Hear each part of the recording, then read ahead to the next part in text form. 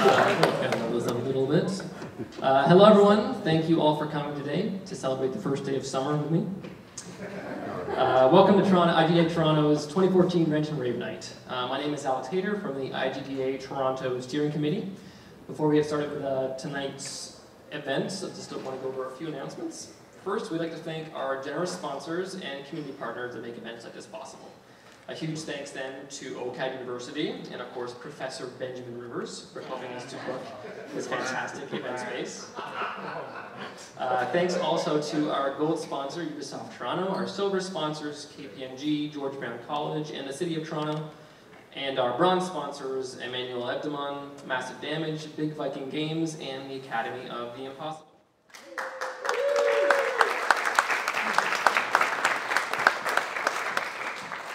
At the beginning of tonight, you should have been handed out an IGDA Toronto survey form. These help us to get really important feedback about all of our events and initiatives, so please fill them out at the end of the event and return them either to myself or to one of the IGDA Toronto committee members here tonight. Immediately following tonight's event, please join us for the after party at the Office Pub, which is 117 John Street from 9 p.m. onwards. And just some quick community announcements before we get started. Gamer King Festival, which takes place October 17th to 19th, is now accepting game and talk submissions. Labor Day Monday will be the last day for both game and talk submissions, so get those sent in to gamercamp.ca. GamesCon are hosting a LAN video game party on October 25th, 26th at George Brown College, and they plan on it being the biggest console-only LAN party ever held. They have also formally announced the return of their GamesCon Expo on February 6th to 8th at the International Center in Mississauga. And you can find more info at facebook.com/gamescon. Just a couple more things. Dames Making Games have their September Speaker Social on September 13th, featuring Sarah Ann Drew, Karen Collins, and Pamela Zhang. And on September 20th, they're hosting a panel on gigs and careers in fandom and geek culture. And both of those events look really awesome, and I recommend them. Some quick game launch announcements. Lucky Mask Games just released Fishy Feathers, their first title on the App Store on August 20th.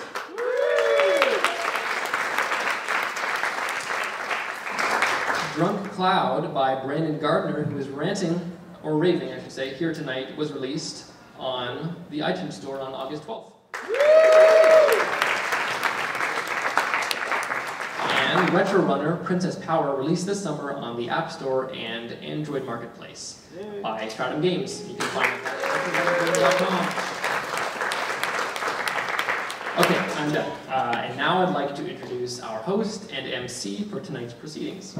Liana K is a media personality and host of the Geek Download on Canada's Top 20 radio show, as well as an experienced game journalist and fan convention organizer. She also co-hosted the television talk show, Ed and Red's Night Party, alongside the infamous Ed the Sock. So thanks, and welcome, Liana K.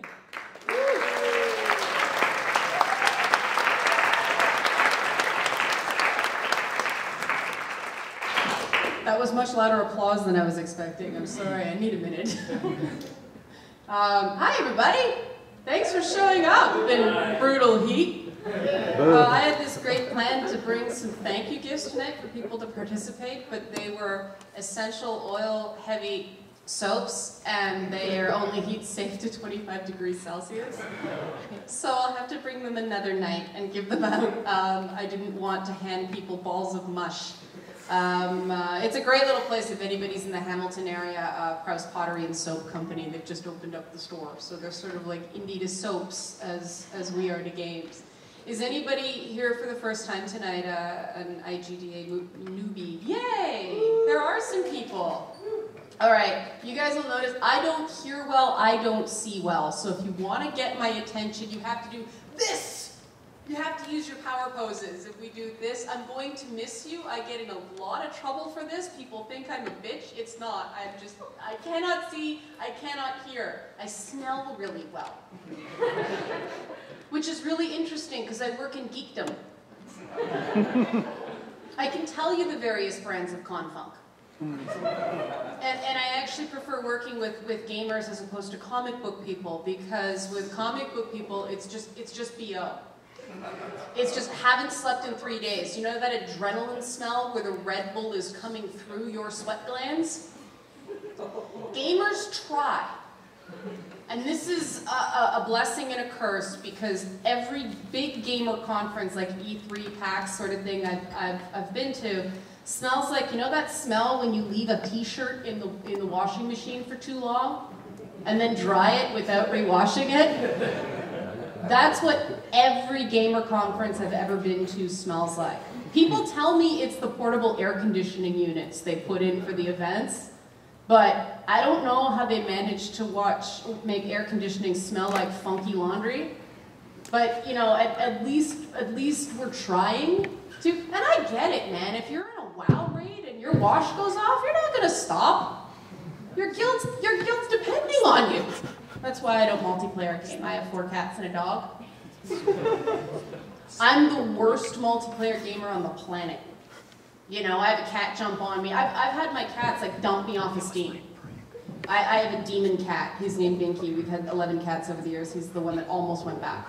But he will boot me off of Steam easily, either by jiggling the cable or restarting my computer. I don't know how a cat hits Control-Alt-Delete at the same time, but he manages to. But it's funny because the stuff that he called you Alexander. Are you Alexander or Alex? That's my full formal name. Oh, that's your full forward name. So when you're conquering neighboring countries, you're Alexander. Okay. But all the stuff he had in his bio, I didn't have in my introduction. Right now I'm writing for a website called Metal Eater Media, which is awesome and open to indie developers. So I wanted to put that in your ear if you're looking for future coverage. They're great. They're out of Vancouver too, so they're Canadian, but I'm the only Canadian writer on staff. It's funny how that works. I've been playing games since I was 3. For those of you that don't know me, back in the Pac-Man days, as I called it then, Bucka Bucka. So I know I've just dated myself. I was 3 when Pac-Man came out, work it out. So yeah, I've been around a while. I also think I have to thank Leisure Suit Larry for a portion of my career path. So if anybody wants to make an Ed the Sock homage game, talk to me later. Now I heard somebody's phone go off. And you might think we're about to shame you, but we're not, because I know how these things work. I know you're going to be checking your phone. I know you're going to be checking your social networks. So we're going to use that power for good tonight. Okay? We've got 10 speakers, including myself, and I tend to overspeak. Some people, you know, overshare. I prefer it to be more like upshare, you know, like upwind. We want to get your feedback through Twitter tonight. This is going to do 2 things. It's going to let us know what you like and don't like for the, what is this, the Matthew Kumar Memorial Golden Squeegee? Matthew Kumar's dead? Is he here? Then it's Memorial. We know how Still Alive works. He's going to become a computer, come back and kill us, and then sing. Now it's the Memorial Squeegee because he's not here and apparently he hates it, so I've just made it worse. But this is what we're competing for tonight, and I want to say compete, but that's why I've got 10 speakers, and I used to work a lot of clubs, so the idea of voting by applause just makes me go. So we're going to have the top 3 determined by your Twitter, and then we're going to do it by acclaim for tonight. So, thank you, I'm glad you asked that question. I was just getting that. IGDATO. So hashtag IGDATO. Make sure you get that right or we won't see it. And we're going to be reading some of the funny ones, the best ones out throughout the night, because I'm big on dialogues. I actually really, really enjoy learning about other people. That's why I do, I hate calling myself a game journalist because that just opens you up to so much trouble on Reddit, especially right now. I like hearing other people's stories. I really love it, and I love collecting other people's stories. And I want this to be a dialogue. I don't want it to be a monologue, because I think we've all been in classrooms like this. I don't want this to be a classroom. I want this to be a village. And the great thing about talking in the age of Twitter is you can scroll later and see what worked, what popped, what didn't. My Twitter's Liana K. If you want to add me, please do, especially if you like pictures of cats. If you don't want to use your Twitter or your data package is going to explode, we do have Posty Notes, which is analog Twitter. that you can, we're going to have a coffee recycling break at halftime, otherwise known as a pee break. And you can go and leave your comments then. We'll read them as we go, and we'll read them after halftime. Just because we're getting feedback, I want to make you guys aware of the IGDA Code of Conduct. Just sort of read, they do have a very clear anti-harassment policy. And to make it simple, if somebody's using an example of something offensive to show it's offensive, that's one thing. Otherwise, the fine folks on the committee will handle it. Don't worry about it. If you want to rant, should have booked an appointment. Come back next year. We're looking for positive, funny, supportive, cheering on comments. That's what we're going to be rewarding. That's what we're going to be counting. Troll stand or a bridge, and I know we could sort of make it with this auditorium seating, but not quite.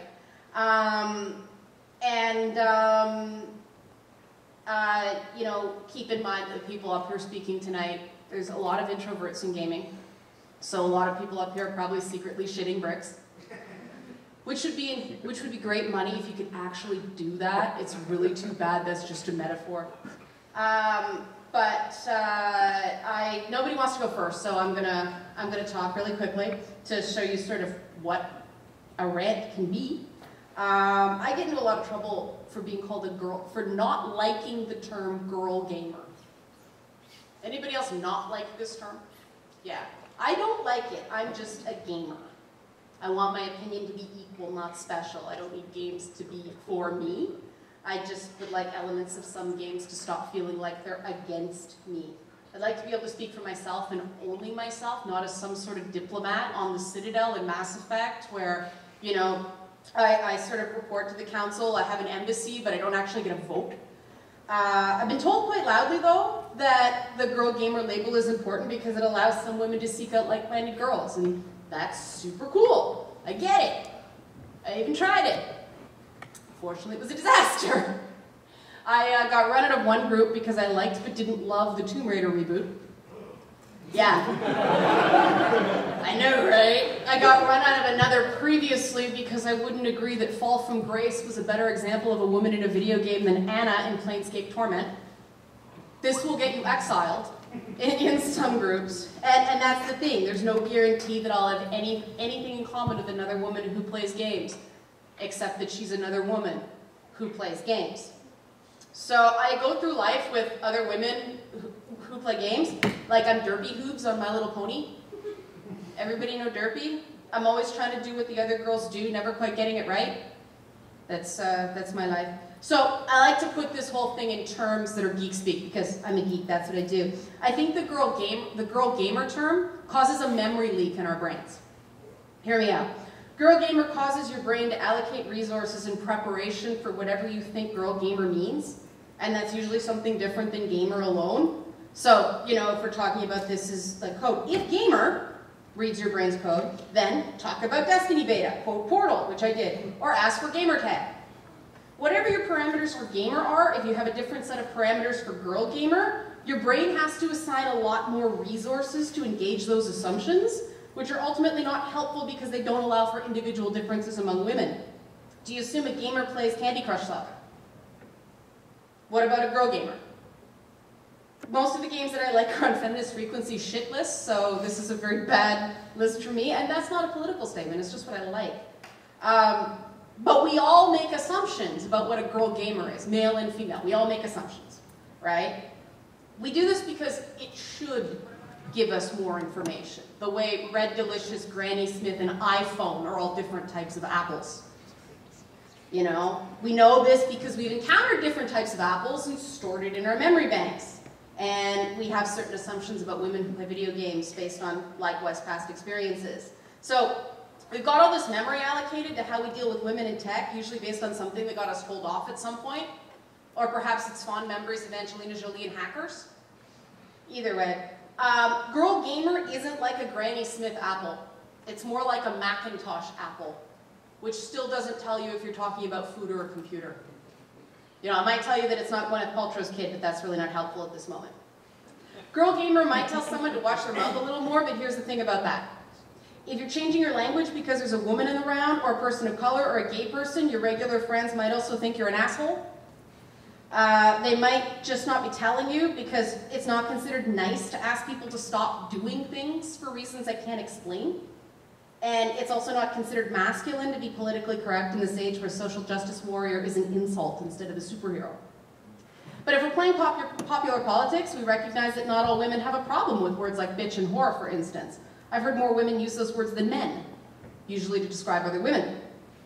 This not all women phenomenon is true of every assumption you can make because we're people. So getting back to that memory leak metaphor, if you're allocating memory to extra assumptions when you encounter a girl gamer, it's very possible none of the variables you've planned for will materialize, and you just flail about trying to find something familiar.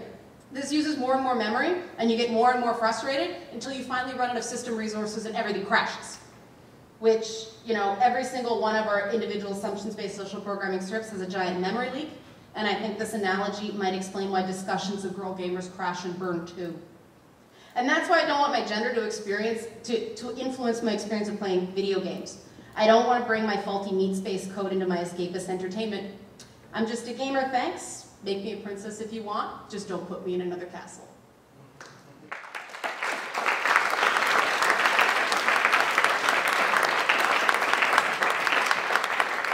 All right, that was a really good response, which means I don't have to do the stupid, are we ready thing. Because who loves that? Woo! Yeah. You've been to Frosh Week. I'm relying on you for the rest of the night.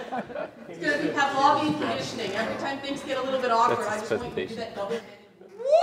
Yeah. All right, because now we're going to get our first actual speaker up, and I love this topic. And I'll tell you why afterwards. I don't want to steal his thunder, but I love this. The rant is called How It Feels to Suck at Your Own Game. So I'd like to welcome up Max Cranley.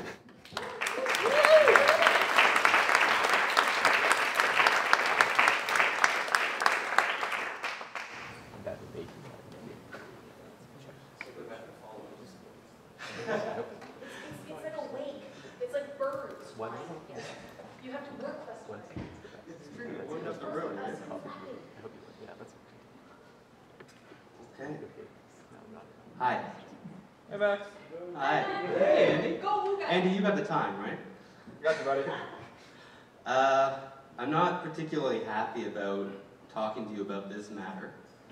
I'm a little embarrassed about it, and maybe that's why they say that the first step is admitting you have a problem. So here it goes.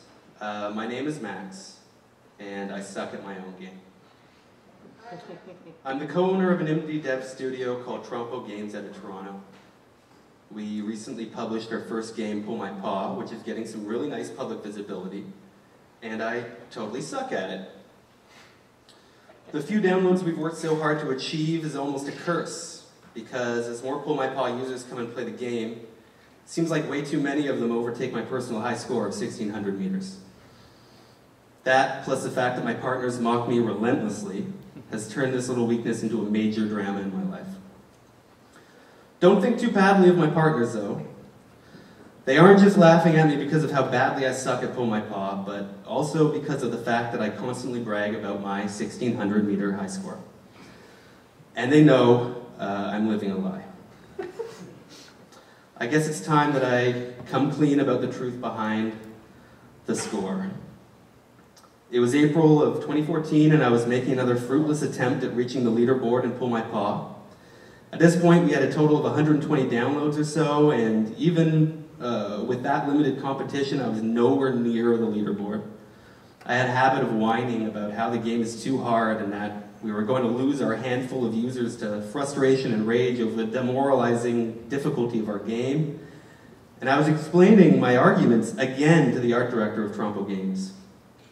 I wiped the tears out of my eyes and said, "Dude, seriously, it's too hard.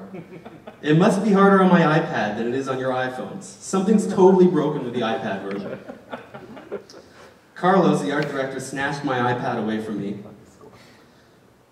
and with a pompous and brash posture stated, "Come on, Max, it's so easy. Watch me beat your high score with my eyes closed." After which Carlos proceeded to beat my high score with his eyes closed. He scored 1,600 meters in that playthrough. I don't even know what my highest score is because I've never beaten 1,600 meters. All we know for sure is that my current position on the leaderboard is a cheat and a lie. I'm really unsure of what my next step should be or how to get this monkey off of my back. I feel like I finally understand the actions of disgraced samurai to desperately hold on to a trace of their dignity. But in the end, maybe I'm being a little bit hard on myself. I mean, I've worked for years on releasing a game under my own banner. Maybe I should just enjoy what we've accomplished and not let the minutiae get me down.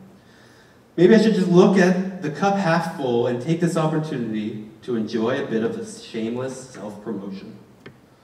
My dishonor and disgrace, now available on the App Store.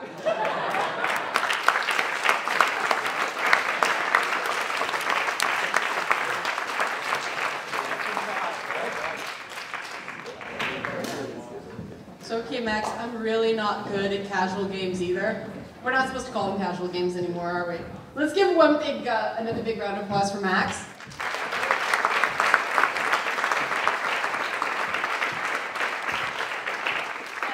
I promised you my confession. I suck at iOS devices. I'm a whiz with Windows. I'm great with Android, but my iPad makes me feel like I'm dumb. I just don't know what it is about my brain, but they don't. And I have an iPad now. I finally broke that. I don't know if you guys have noticed how I hide my iPad. This is called a book. Because it's one of those things, there's two things I don't want to be seen in public with, an iPad and a copy of Twilight. And I can't tell you why, it's just one of those things I never thought I'd do, but it came down to a next gaming device, and it was down to an Xbox One or an iPad, and I bought an iPad.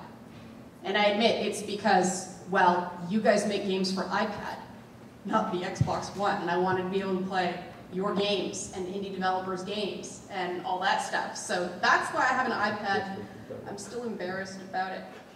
There are some great tweets coming in. Thank you guys. Very, very funny. I want to point out Ryan Crichton hollering back for the last year, saying, Liana K hosting, thanks for mentioning me, and the two other female ranters tonight are a great response to my put up or shut up rant from last year.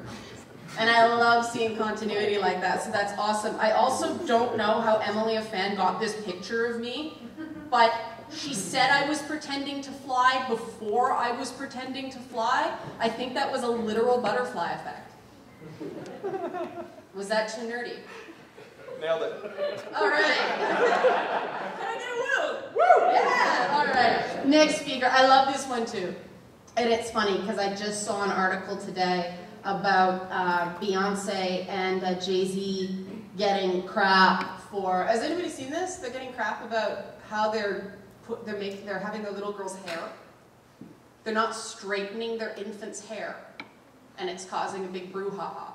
So I was very happy, not happy to see that, not happy about this next hop, but happy for the synchronicity.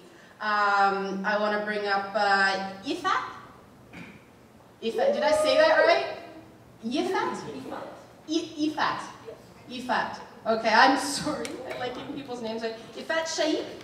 Yeah. She's wearing a Thundercat shirt, and that's all I can think about.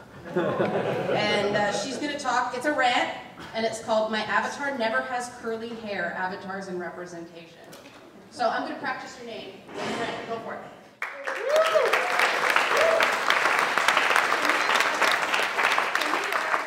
As 5'2" people? Yes.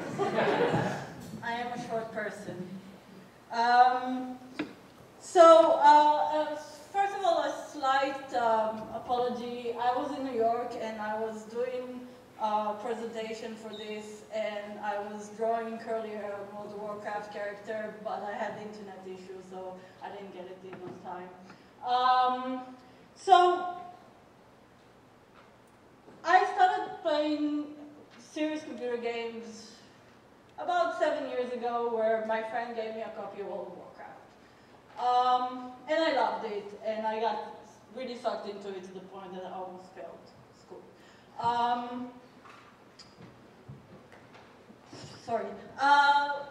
And I really enjoyed it, but something always kind of ruined it to me. I really wanted an avatar that look like me. And I shouldn't have a problem. I'm white. I'm young. I used to be skinnier. I'm quite short, but you know, I'm a girl, I can be short. I'm cis. Upper middle class. Should not have a problem. But you see, I have this. And the games don't have versions where we can put curly hair on characters. And we can put any other stuff. So I could never have a character that looked like me because there never was a curly hair. There was something that looks a little bit curly or wavy. I play Guild Wars as well nowadays, and they have a afro, but it's only for the funny small characters. And it made me think. I mean, you know, again, I'm as privileged as can be, but I have this tiny little thing.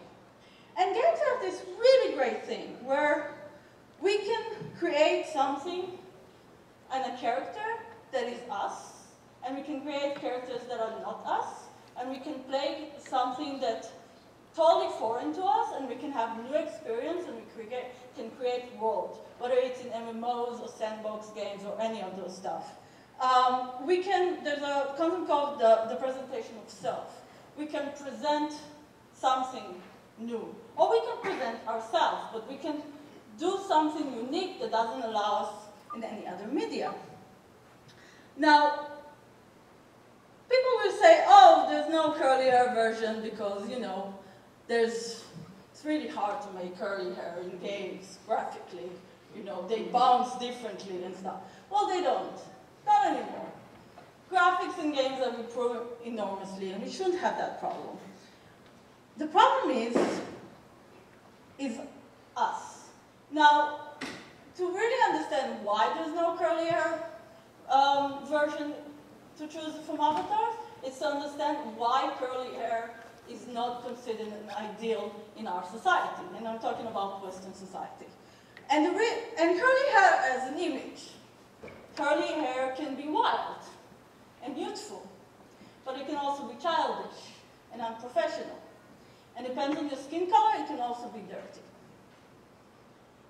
North American ideals is white, skinny, tall, and young.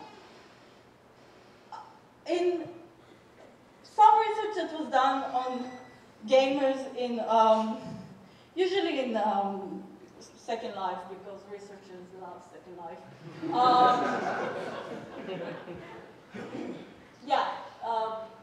Eludes me, but you know.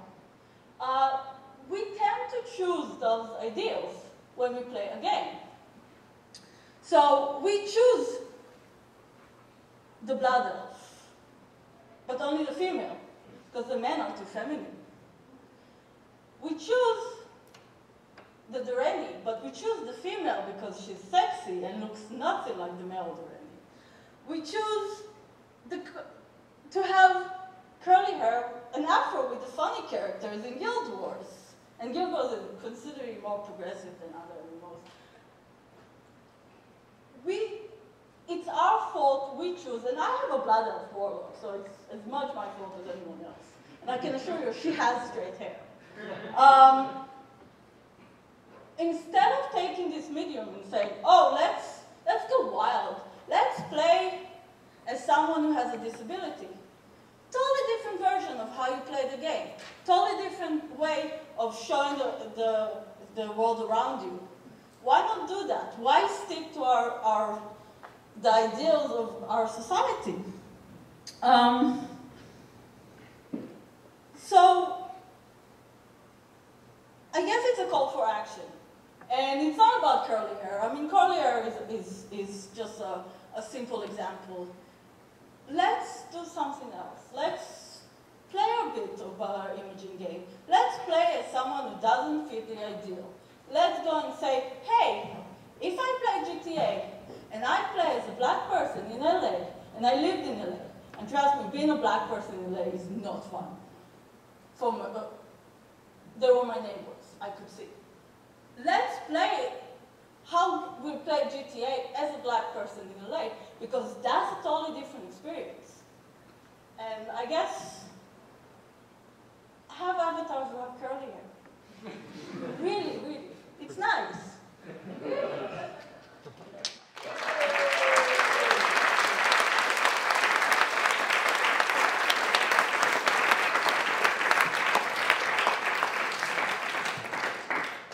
I'm already learning so much about myself tonight.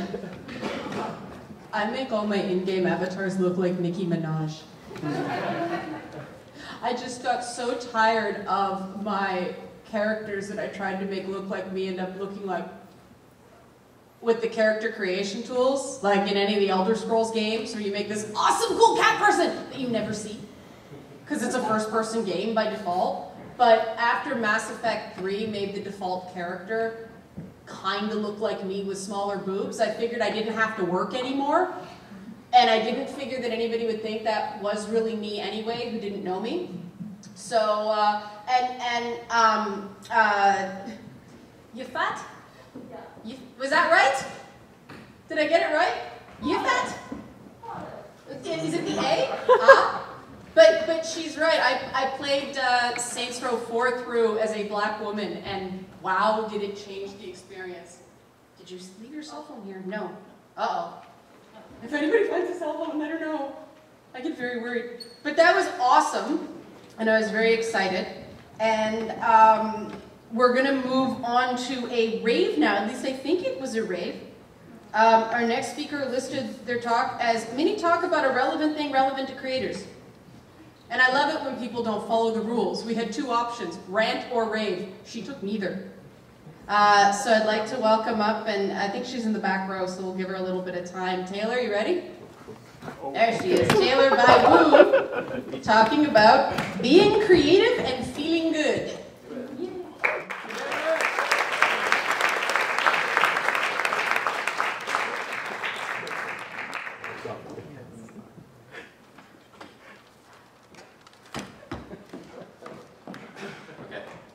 Hello, is this working? Yes. Okay, it is. Okay, so I have my phone here with my entire talk, and I'm not going to read it. I decided this. It's going to be terrible. Okay. So, being creative and feeling good. So, being creative is usually like this super weird thing where you're like, I have no idea how to be creative. It's like this weird nebulous thing that you sort of don't understand, but you kind of have control over, and it's really strange. And sometimes it's really hard to be creative when you want to make things, and you have this huge problem where you sit down and you're like, oh, I have this creative problem, but you're like, I can't figure it out. I keep sitting here just staring at it, and I'm not getting a solution. And then at other times, you'll just be like, hey, I'm like just going for a walk or watching a movie, and then you're like, oh man, I have all these ideas all at once, and like I really want to make something right now, but I'm like stuck in a theater or something like that. And like sometimes that's really hard to control, or like you get into creative slumps and you're like, yeah, I can't make things today, I don't feel well. And I think that there is a sort of thing that leads more towards being able to control that, or being able to be more creative more often, to like have more, like being more prolific at times. And I think that thing is really listening to yourself and making sure that you're doing things because you want to do them. It's so hard to be creative when you're doing something and you're like, oh, like, I'm doing this because I'm worried about something else, or I'm doing this for somebody else, or I'm doing this because, like, I want to be successful, or I'm doing this because I want approval from other people. You're gonna have a really hard time sitting down and just making something. And at other times, if you're just making something because you really enjoy it, because you're like, hey, like, I just like this thing, I like really cute stuff, or I like, you know, really dramatic stories, and then you just start making it, like, it just comes to you because it's something that you want to do, and you're so like enthusiastic about it, and it's like super great. Everyone can be creative in like a ton of different ways though, and everyone's unique to themselves. And like this is just my point of view on being creative, and hopefully it can give people a point of reference if they're feeling lost in like being creative, because it is such a weird, dark thing. You can't compare yourself to other people. It's really difficult. But I think it's important to just really sometimes just stop and be like, hey, I'm like kind of hungry right now. Like I'm gonna eat some food and like feel good about that. Or like, oh, I'm really tired. Like I'm gonna go sleep. Because if you're working on something and you're like, hey, I really want to make this thing good, but you're really tired. Like, the thing that you really want to do isn't make the thing. You want to go and sleep. And, like, it can be hard to balance that. So it's important to, like, listen to yourself and to, you know, be like, oh, I'm feeling kind of lonely today. Maybe I'll, like, go talk with some friends that, like, can help me, you know, figure out this idea. Maybe, like, just talking with them will be really fun. And sometimes you don't want to see other people. Sometimes you just want to go and be like, oh, I'm going to do nothing today and just, like, eat snacks and, like, watch TV or something like that. And, like, it's totally up to you. But I think it's important to listen to yourself and know what you like and to, like, really be like, okay, what things are stressing me out? And, like, what things are terrible in my life? What things are great in my life? And to just, like, enjoy them and, like, do what you want to do and have fun with it and be prolific and make cool things and, you know, be nice to have fun with other people.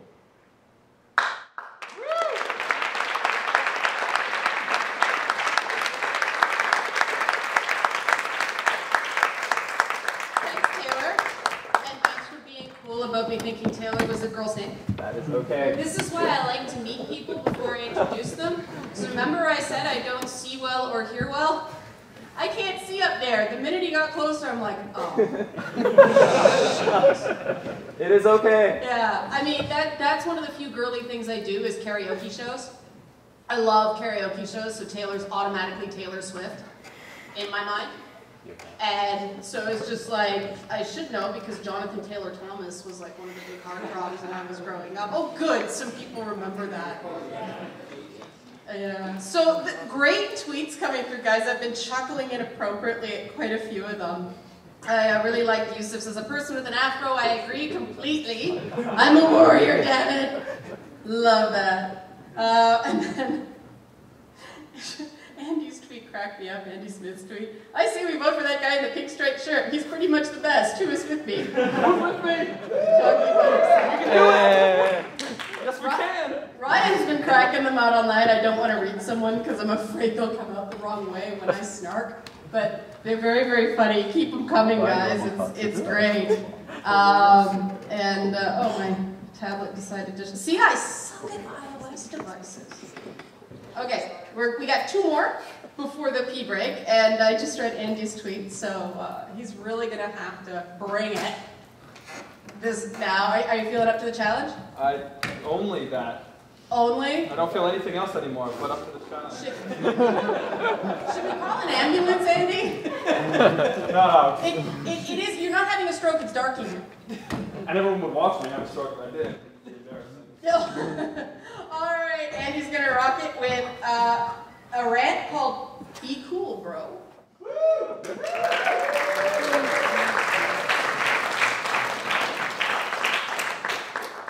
Hey everybody, how's everybody doing?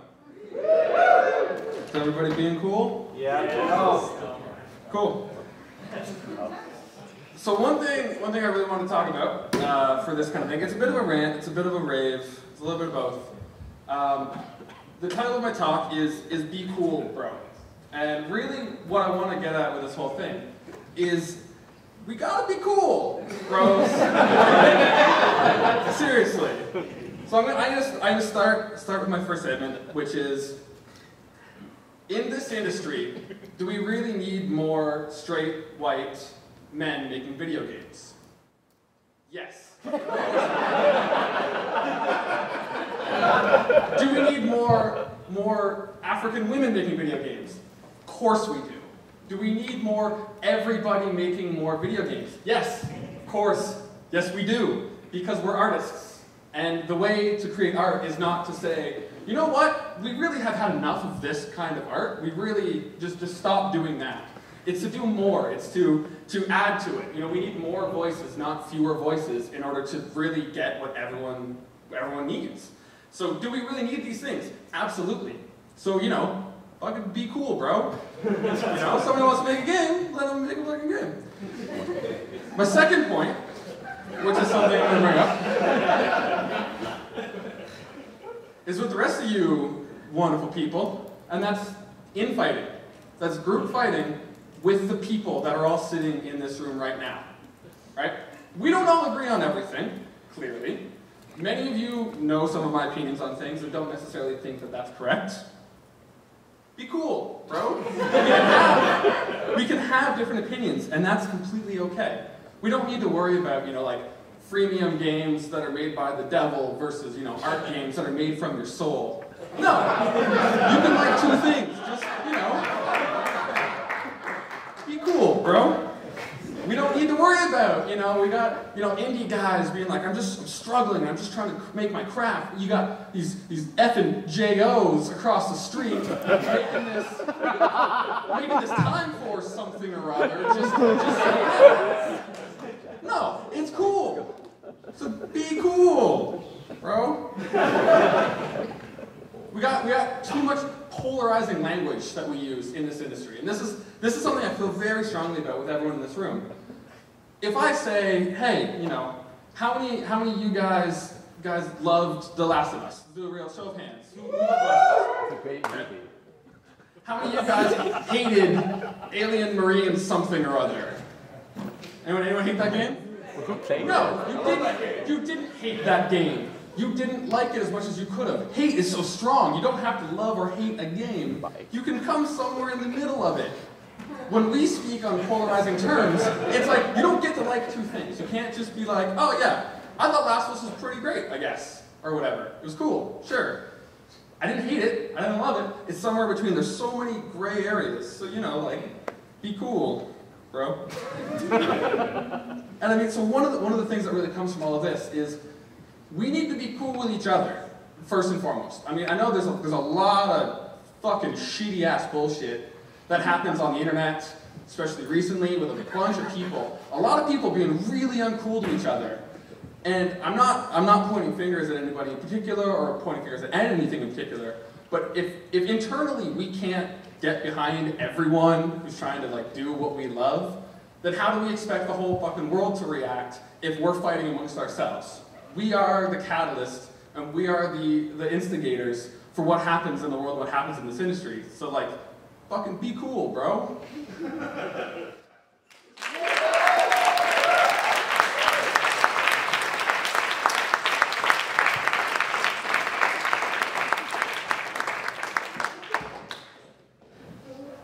I'm so glad Andy went where he did with that talk. He went where I thought he was going to, because when I saw bro, I'm like... Bro to me is something like dude, guy, and asshole. They're gender-neutral terms. I'll go, hey guys, in mixed crowd. I don't care. And this is this moment of gaming. Has anybody seen that Chris Rock talk on rap music? On rap music? I feel that way about gaming. I love the video game industry, but I'm tired of defending it. And that's the whole talk it's about. I mean, every Christmas, every time a Grand Theft Auto game comes out, every time a BioWare game comes out, I have somebody coming at me asking me to defend gaming, and it's just like, it's this massive industry. You like some things, you don't like other things. Part of the big problem with game reviews is, people are basing bonuses on Metacritic, apparently. So if a game gets under a certain score on Metacritic, somebody doesn't get a bonus. I stopped giving out 7.5s when I found out you needed an 8 to get your bonus. I mean, in that environment, giving a 7.5 is just a dick move. I can't do that to anybody. Even if a game deserves a 7.5, I'm going to give it an 8. Be cool. Be cool. Yeah. So we got one more. Thanks, Andy. I want to read one hilarious tweet because I missed it before. Brendon Calrissian, I know. That's not a real name.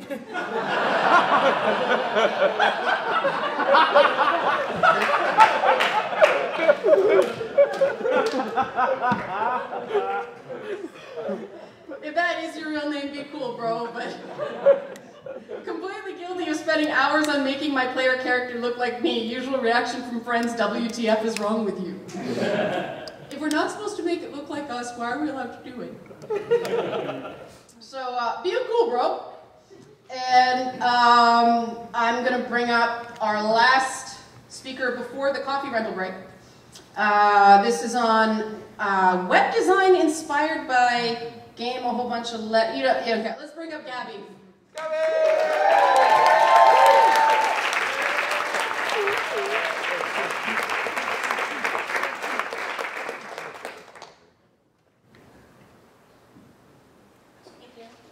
Hello, my name is Gabby, and I am a UI UX designer, which stands for user interface and user experience, and artist who works at XMG Studio. And as a UI UX designer and artist, I often get like super excited about how do I allow this? This is really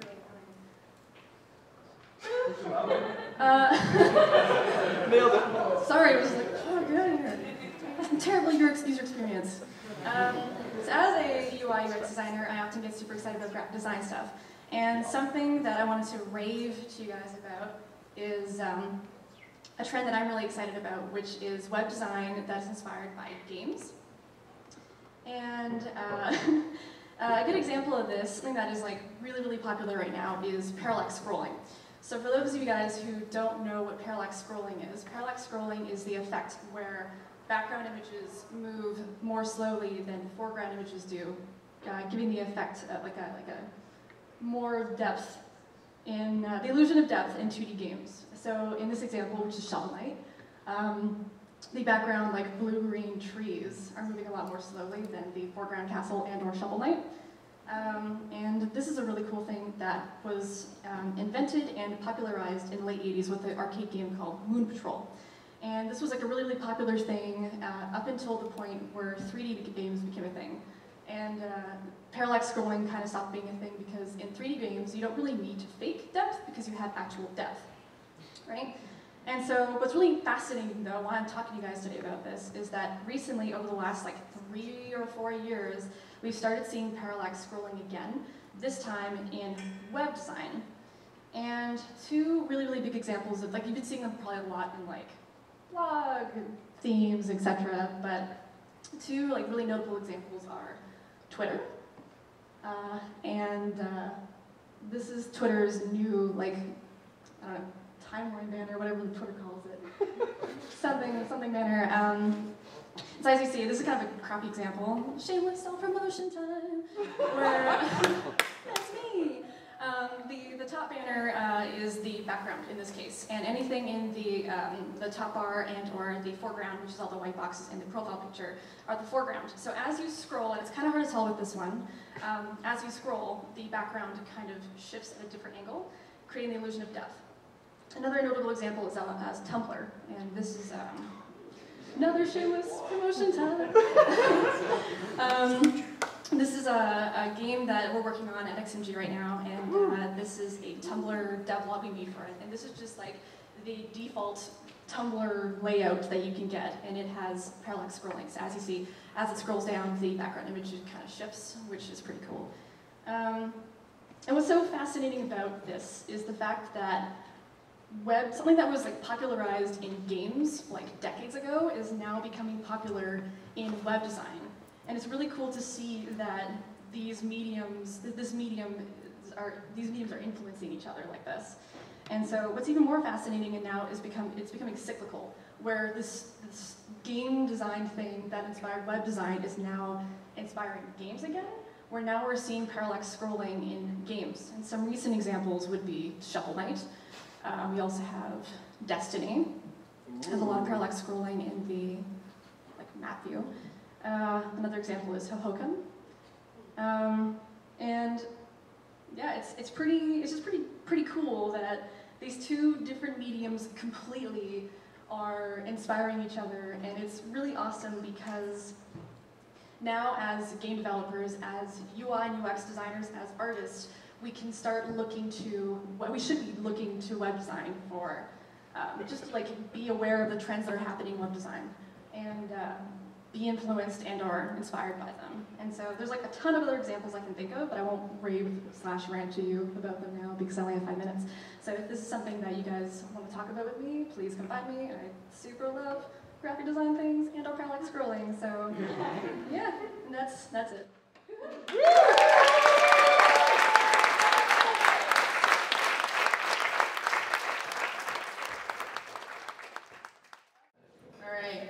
First limbo reference of the night on Twitter. That made me happy. I love how everybody on Twitter on Gabby's talk was like, "What? Actual information? Yeah." Yeah. We're gonna keep moving along. First up, A rave, yay, I like raves. Lessons learned from Toronto's game community with Brendon and Gardiner.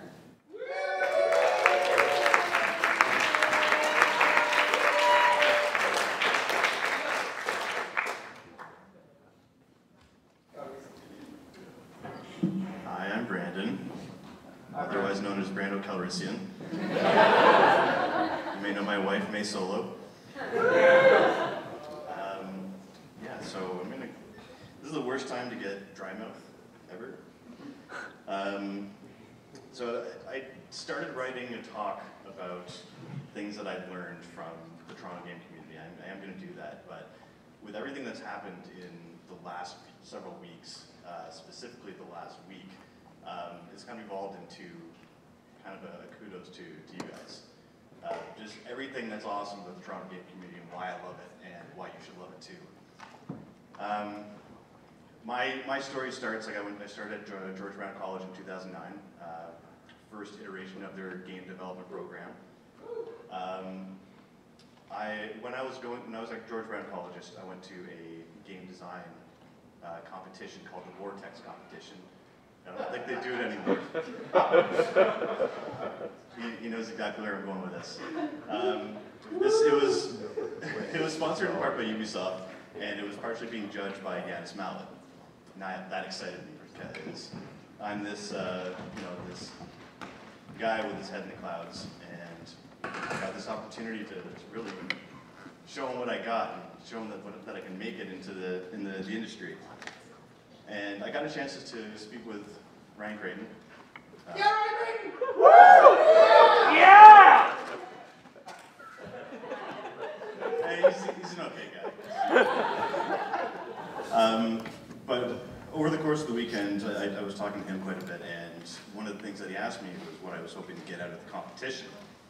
And I was like, this is my ticket, this is my in. I'm gonna get in front of Yanis Mallet, I'm gonna show him that I got what it takes. And he took that in, and after the competition, he wrote a blog post, as he is known to do. And in that post, he actually referenced me without naming names, because he's cool like that. And he said, here's this grown-ass man who thinks that this is his golden ticket into the industry. And he said other people, a lot of people told him the same thing, but I read that and I was deeply offended and I wanted to hate him forever. But I really quickly realized that he was right. I needed to be realistic. Ryan's a realist, and I was dreaming. It really showed me that in order to get what I want, I needed to work and I needed to fail. I needed to take that failure and I needed to turn it into a lesson and practice and keep doing it until I can actually make something that really sticks. And that's something that stuck with me. So Ryan was right, but I was right too. I needed to dream. That's why I was doing that. That's why I went to school. While I was at school again, we had a talk from Nathan Bell of Cappy Games, and he told us a story of how they got started. So it was probably a dozen people in the Toronto game development community who were sick of fighting over the maybe 1 or 2 jobs that were available in games at the time in Toronto, and decided to create a couple projects and shop it around. So they created these projects, a bunch of them piled into one car, drove to California, to GDC, got themselves in front of Disney, and got to make mobile games, keeping in mind that this is before the time of iPhone and Android, for Disney. So they made games like Cars, and because they had that drive and ambition and that dream, they drove clear across the continent, and now we have Super Time Force. And that's something that amazes me. Like that's a dream from start to finish. They started with nothing, and now they're on top of the world. So Cappy is one company that got their start in Toronto. They made something of it. Get Set Games is another. I actually got to witness Get Set Games from early on. Matt Coombe, who was one of the 4 friends who founded the company, was one of my teachers all through school, and he had a huge influence on me. He's a super chill guy, and he intimidates the fuck out of me. Don't tell him that. Turn off that camera. Matt really grilled us on what we needed to know. We were learning 3D modeling, and he would quiz us on these little things that we should know, stuff that we would be asked in an interview. Because if we didn't know our craft inside and out, who would believe that we could do it? You can make some pretty images on the computer, but if you don't know the why and the how, you can't take that anywhere, and that really stuck with me. After I graduated, I joined Twitter, started following independent devs like Damien Summer, Cale Bradbury, and a ton of others who are showing me that in order to create something new, you got to work outside of your comfort zone. So I'm not comfortable right now. But I just following them, I'm so interested in seeing these screenshots, these GIFs, these, like small demos of games that are from genres that they've never tried before. They just want to do something. And so that's something that stuck with me, something else that stuck with me. Jim McGinley, someone who everyone in this room should know.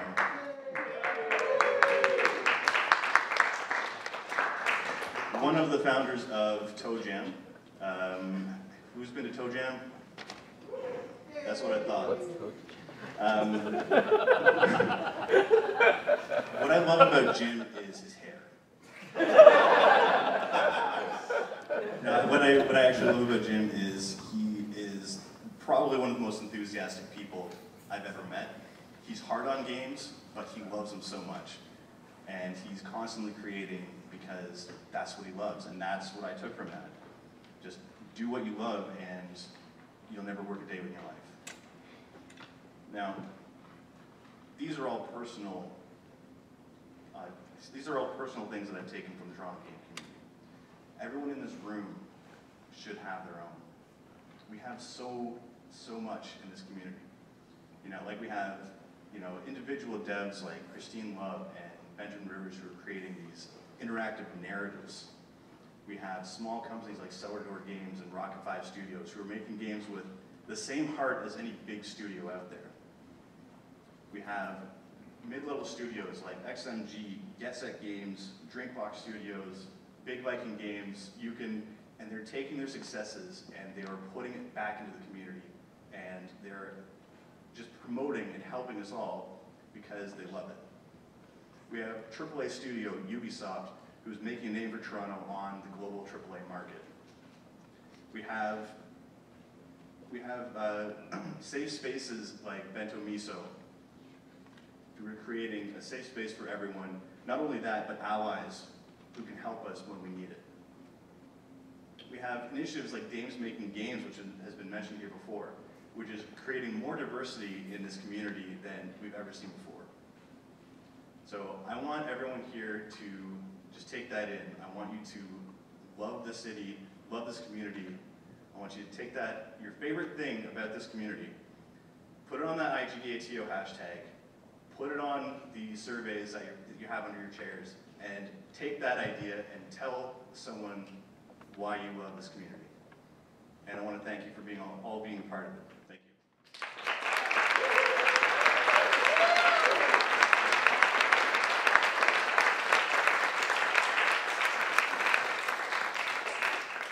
Alrighty, that was heartfelt. I'm touched now. All right, we're gonna go from Brandon to Brendon, and without further ado, so Brendon Sinclair is gonna come up now and give a rant about game industry pro tips. Yay.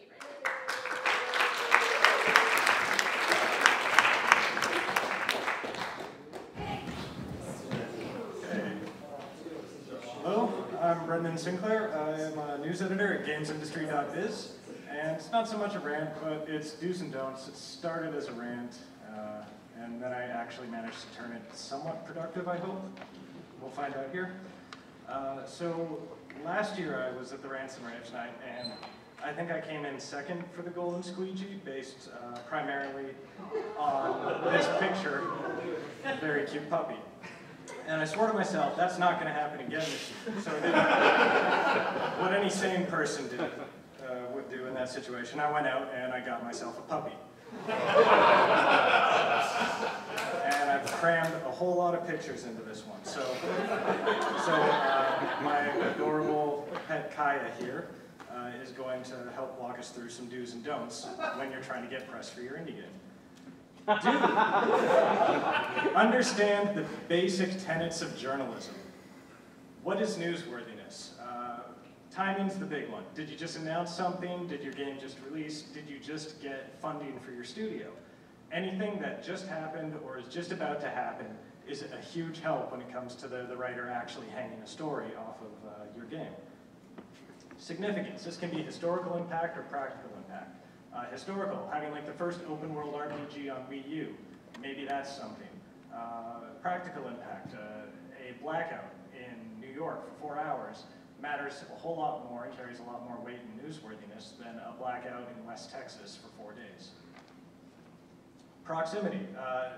Kotaku Australia, probably not all that interested in your game. The Globe and Mail, the Got Game podcast, these people that are local to your scene, they're going to care a lot more about your game than the nodes on the other side of the world.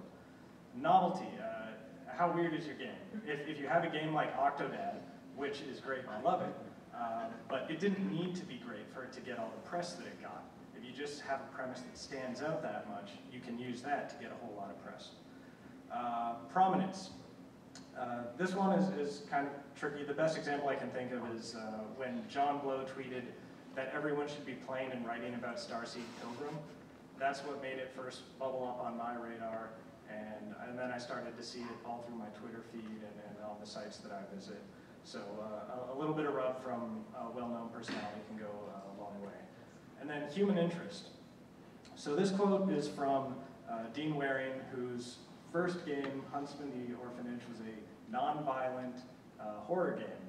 And he has this incredible backstory of growing up as a carny. And it's absolutely incredible. And he used it with the non-violent horror game that he was making to get a whole lot more press than you would expect from a first-time developer. Now, don't. Yeah, that's famed Cuban poet Jose Maria Heredia there. Kaya doesn't really like him that much, apparently.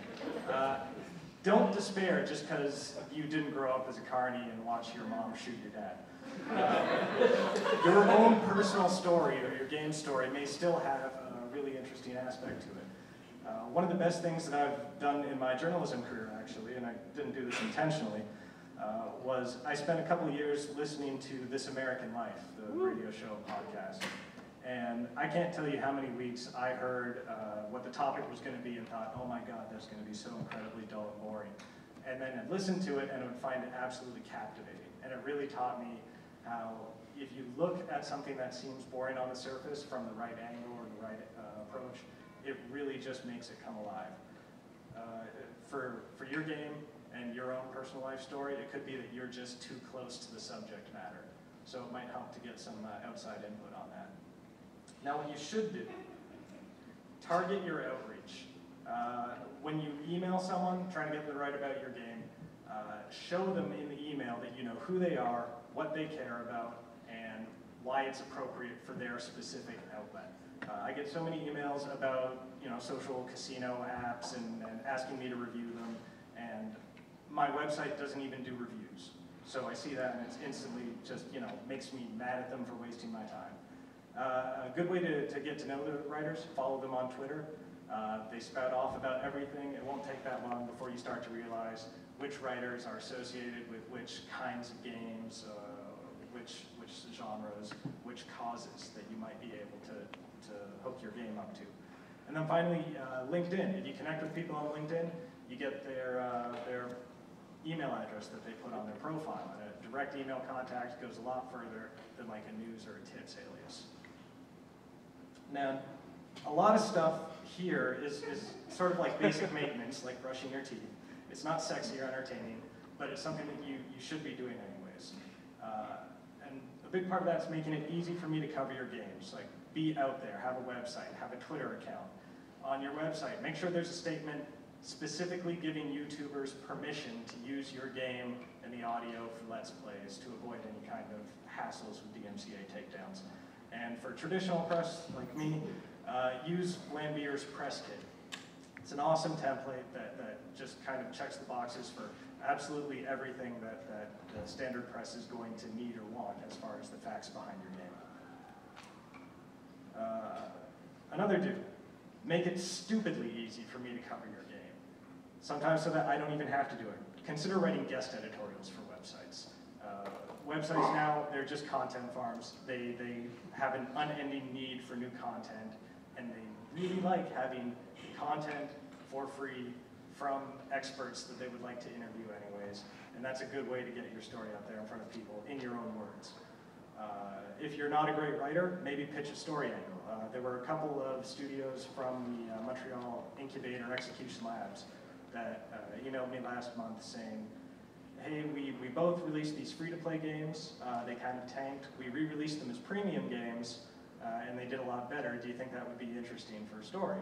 And right there I had a story angle, and I had 2 sources to interview, and I threw that together really quickly on top of all the stuff that I was already doing. So that was good for them. Also, I'm not a fan of it, but it seems to be where things are going in my industry.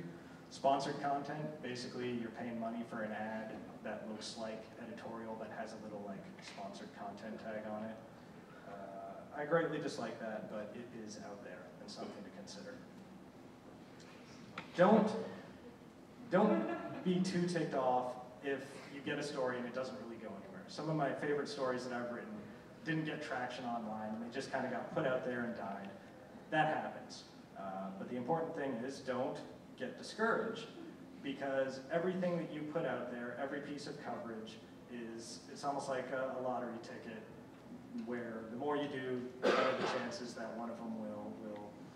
God, a lottery ticket really makes it sound kind of. It's not that long a shot. You have better odds of getting pressed than getting hit by lightning.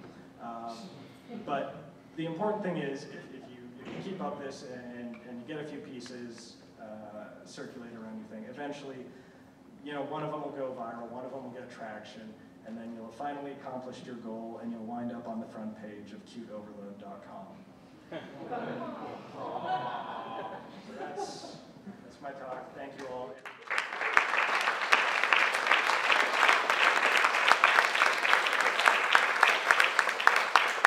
That's my information, and good luck getting press for your games. Woo.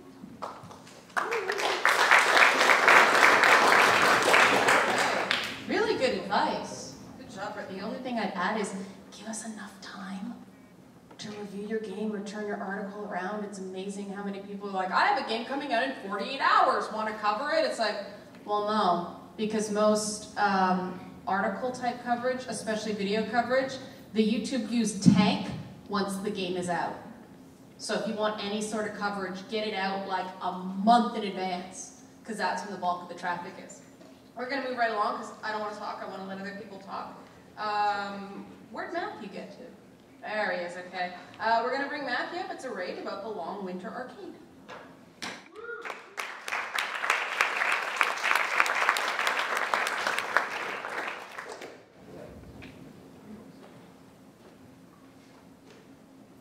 Hi, I'm Matthew Johns. I work at Drinkbox Studios, where I do testing, community management, and pretend to be a fake internet ghost lawyer. I'm also one of a handful of curators of video games at Long Winter. I should also say that before Long Winter, I'd never curated or organized a video game event on my own. What is Long Winter? Most people who show up are there because they want to see local bands like Fucked Up, Holy Fuck, Buck 65, The Hidden Cameras, P.S. I Love You, Always, and the list goes on. At Long Winter, video games aren't the main attraction. Long Winter's grown to showcase all kinds of different local art curators. Apart from music, there are also readings, art installations, films, talk shows, dance, food, performance art, and of course, the video games. All this stuff is done by people from Toronto, or almost all of it. And we come together once a month from November to March in the Great Hall at Queen and Dovercourt. The event draws hundreds of people each night from all over the place. As you can imagine, things can get pretty wild and pretty crazy. It's not a traditional venue to show off games, but that just gives you a chance to show your game to an audience you wouldn't be able to reach in a more traditional video game festival setting. I mentioned that I was one of a handful of curators. Other groups who have curated Long Winter arcades are the Hand-Eye Society, who were the first to bring games to Long Winter, Dames Making Games, Team Vector, Bento Miso, and Toe Jam, kind of. At Drinkbox, we've done it twice. If you want to curate a night of games, what should you do? Be a part of a video game community, maybe like the one seen here, or maybe, if you're more ambitious, create your own group or theme of games and bring it to Long Winter. Like, if you already showcased your game somewhere, ask around and see if other people who showcase games at that event want to bring it to Long Winter with you. Long Winter tries to bring together different art scenes from around the city to create an eclectic mashup of Toronto independent art scene, giving a wide range of emerging artists a chance to show off something interesting about their work. Long Winter is put together by a small group of people in their spare time. Nobody there does event programming for a living. There's a real DIY vibe to the night. So what do video game devs get out of it? Here are a couple of examples. Your mileage may vary. Long Winter was invited by the Art Gallery of Ontario to be a part of the AGO First Thursdays. It's a series of parties. Have you guys heard of the AGO? It's just around the corner. So Long Winter brought everyone who was a part of the November 2013 edition with them. That meant Dames Making Games, who curated the arcade that night, were given the chance to show off their games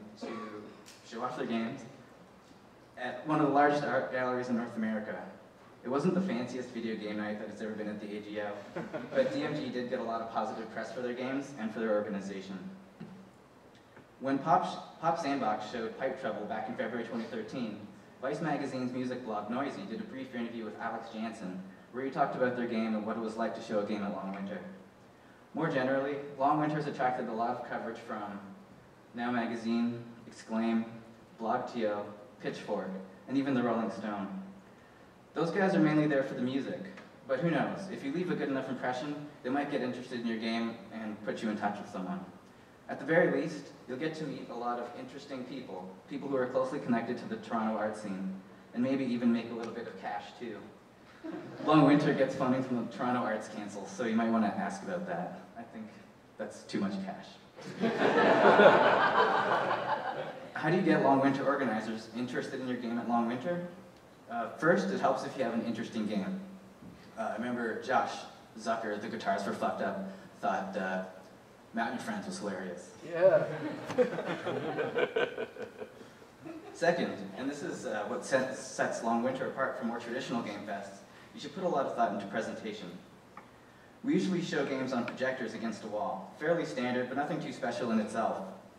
I really admire how they presented games at the Space Cowboy Arcade in Austin, Texas. Each game had its own tent covered in Christmas lights. It attracted a lot of attention and drew people in regardless of what game was inside. If I get the chance to curate again, I want to have something similar to that, or just straight up rip them off. Wild Rumpus throws great video game parties. They always have interesting games, and their floor plans seem to have a really good chi flow. So, when writing to the organizers, include in your proposal how you want to show off your games. The Great Hall is a big space, and you can do almost anything you want in that space. A really creative presentation style might give you an edge over more basic ones. How do you propose a night of video games to Long Winter? Through an email. Check out torontolongwinter.com. Last year, around September, they put out an open call for all artists. It's likely they'll put up an email address soon. They just revamped their site yesterday, so it looks like wheels are turning. Follow Long Winter on Twitter. Check out the Long Winter Arcade on Tumblr for a list of all the games that have been there, and some coverage too. Also, feel free to ask me anything. I'm around.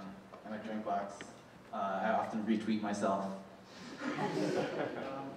So, be ambitious, be creative, show Toronto your games. Anyone can do it. I'd be happy if your arcade idea gets chosen over mine, if it meant local games would be shown off in a cool new way. Even if you don't get your game in at Long Winter, come out and have a good time. The night will surprise you. You might like a band you've never heard of before. You might see something weird and awesome like the human accordion. That guy ruled. No, it's always a memorable night, and you can help make it memorable. Thanks.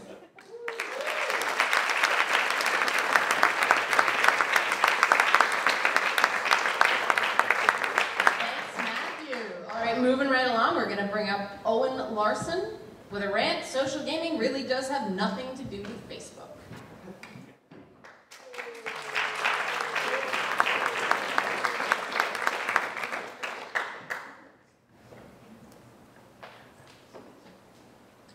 Hi.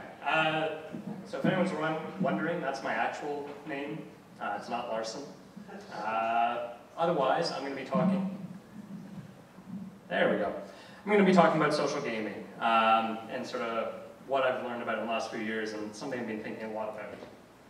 So just a little bit about myself quickly. I'm a lead developer at Yifak Games. I've been there for about 4 years, and in that time I've been working primarily on free-to-play social games. When I started working on Yifak, I really didn't know what social games were. It was sort of in the very beginning of social games, and I had a vague idea of what games fell into that category, but I didn't have a clear definition. Since then, I've seen a number of definitions, most of which I really don't like. And I'm going to be telling you sort of why that is. The very first one, and probably the simplest, is that they're games on social networks, such as Facebook, or back in the day, MySpace. I don't think anyone's doing that anymore. It's a really nice and simple definition. It makes a lot of sense, but at the same time, it's pretty useless. It doesn't really tell you anything about the game. And a lot of games that are available on social networks, such as ours, are also available on other platforms like iPhone and Android, and it just doesn't work to describe them. The next one I've heard is that social games are ones that take advantage of viral game mechanics for growth, and that's sort of a key part about it. Which sort of works, but at the same time, that's not really social, and it's usually just a small part of the game. So I don't really think it works as a definition for an entire genre. As well, many of those mechanics have actually been replaced now by the next one, which is social games are games where you use friends as a resource. You're really mining your social network, and that's what makes the game social. Again, that's not really social. Those interactions are almost always asynchronous. You don't really need another living person on the other end for them to work. So there's no real social interaction going on there.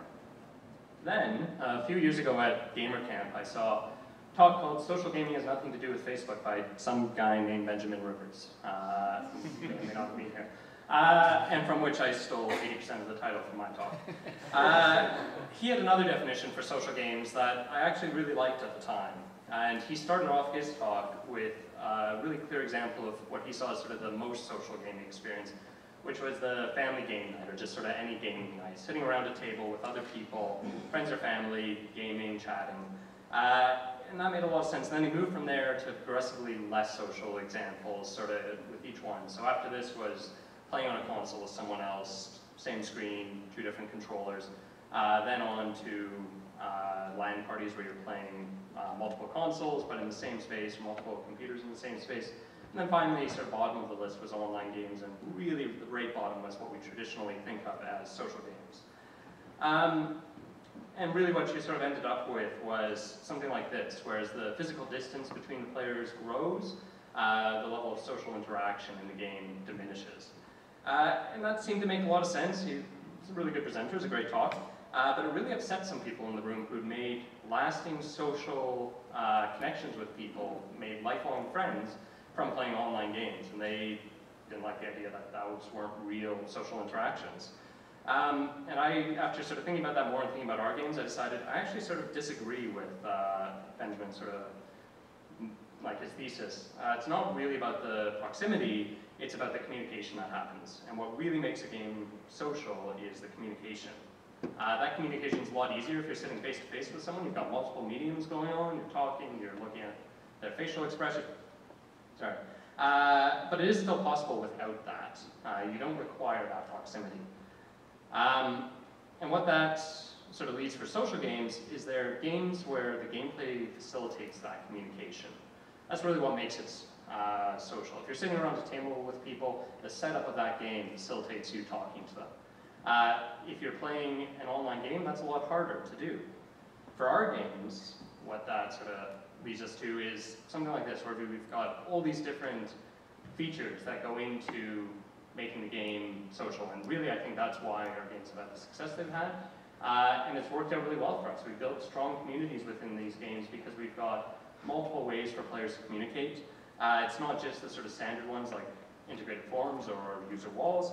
We also have things like battles, which are used by players as a way of communicating certain things. We've got sort of elaborate social structures that are built up around battle and the bounty of people.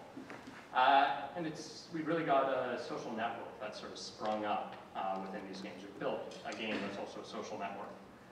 However, this isn't something that I think only applies to MMOs. I think one of the best examples for a social game is the co-op in Portal 2. You need to communicate with the other person you're playing with in that game. You can't play without communicating. There are multiple communication channels for you to use. There's sort of a chat, but you also have the gestures system that they have. And you can communicate just with the Portal guide. I definitely remember being frustrated with the person I was playing with and dropping them into a never-ending pit when they wouldn't do what I wanted. However, this is in comparison to online games where you really don't need the other person to be there. If you can replace your opponents or your teammates with AIs and have the same basic experience, the game's not really social. There's no interaction going. Because really what it all comes back to is communication. That's what makes games social. Thank you.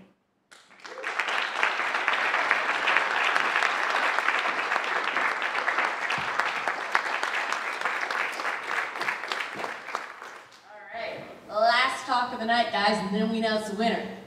Sound good? Alright, you better get more than that, because we got Smack Studios coming up here.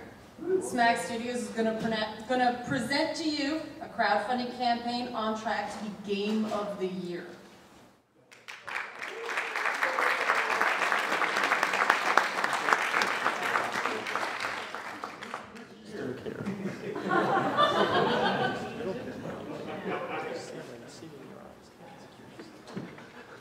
Hello everyone, my name is Jackerson Ackerman from Smack Studios. I'm the CEO, CFO, CTO, and I'm going to give you my presentation / crowdfunding. So a little bit about us, you'll find out. So the game itself, our concept is pretty much, our concept is pretty much, the name of our game, those heroes in suits, intricate suits who become ultra legendary like some heroes tested. It's a great game. We've got some great stuff planned out. We're asking for $200,000, we'll give you later. Okay. So our inspirations, we've taken some cues from some of the most controversial games in gaming history.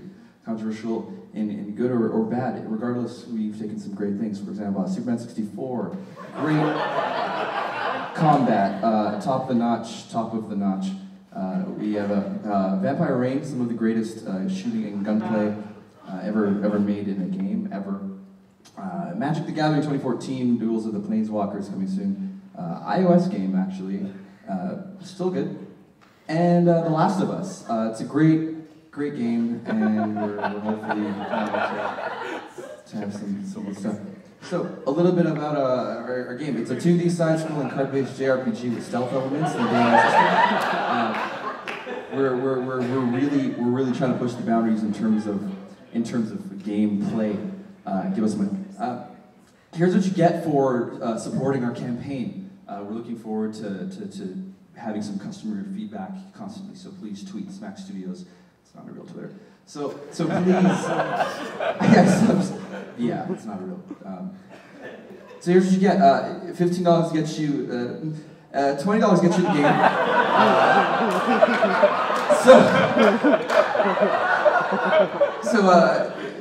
You give us some more money. You get a trip to the studio, all expenses paid, be a character in our game, make a power-up, be a voiceover, do some dev work.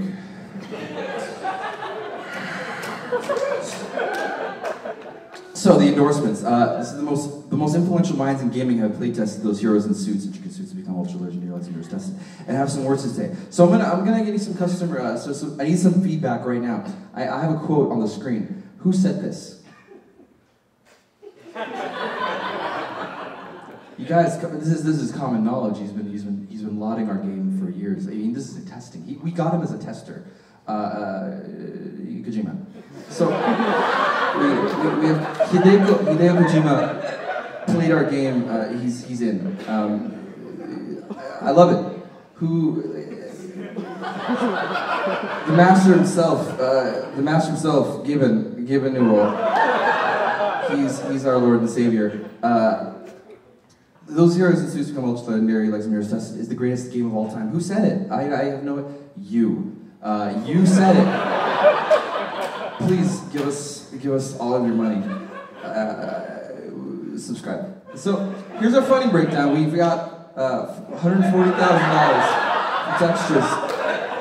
And we're currently working a future promo deal for DLC, possible funding. If we don't, it's one of our stretch goals to have a partner with Subway restaurants. Next, Wii U support later on, but that's not for now. Looking forward to it. Actually, so yeah, we've got all of this prepped and set up, and we actually have some gameplay footage for this. There's no audio. Hey, there's no audio. What happened? We needed to really. Okay. So I'm just gonna play it. We don't need audio. You know, let's just enjoy this. Media not found. Okay. You know, hey. Give us money. Okay. So. God damn. Okay. Okay, I'm gonna step out of character for just a few seconds. For the love of God, don't ever do that in a crowdfunding campaign. I'm not doing anything similar to that. It's pretty simple. Reach out to successful crowdfunding campaign organizers. Just think about your favorite game that's been crowdfunded. See if they'll reach out. Reach out to them, find out what they've done. An easy one that comes to mind, Superhot. I don't know if anyone's ever seen the campaign for Superhot. Have a playable demo and mention that in your video. That's like the basic level. We can get into contacting YouTubers and letting them make videos of the game before the crowdfunding campaign's even released. But regardless, please never do that. By the way, that was a real video. That was real. But regardless, yeah, Smack Studios out. Thank you.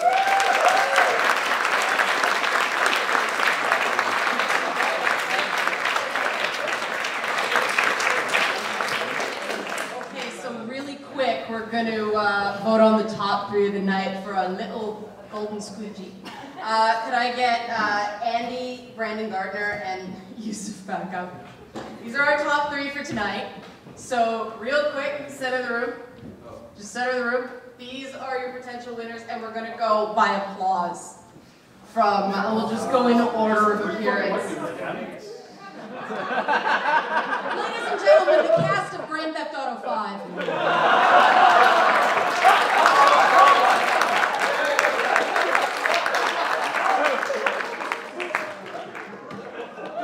Sorry, man, I had you. Which one's Trevor? It's gotta be Andy. Andy. All right. So, for me, cool bro, give a round of applause for Eddie Smith. Woo!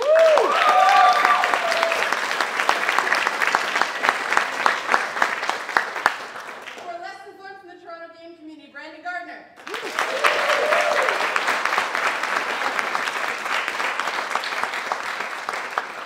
And for the greatest crowdfunding campaign ever.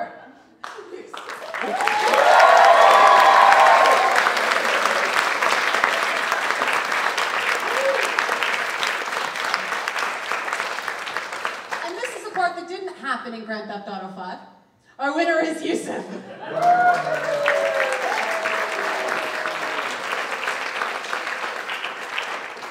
Appreciate the fact that I'm the only black person here and who got a squeegee. Just